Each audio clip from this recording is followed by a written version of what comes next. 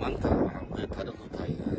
17 bishii Oktoobar 2022 waxaan soo dhaweynaynaa xubnaha qaranka Soomaaliya oo sidii la wada ogyahay u guuleystay koobka bariga bartamaha Afrika dadweynaha ciyaaraha waa u mahadcelinayaa sida ay taageeradii la garab taagnaayeen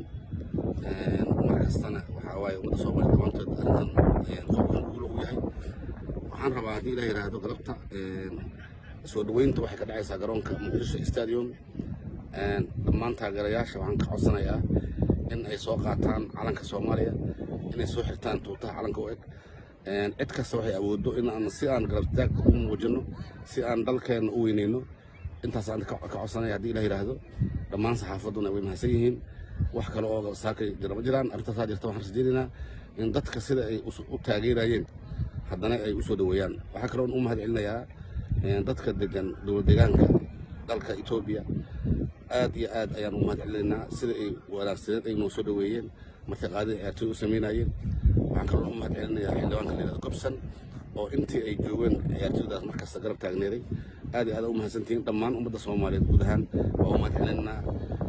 cid kasta oo kaalintan waxay ku leedahay qayb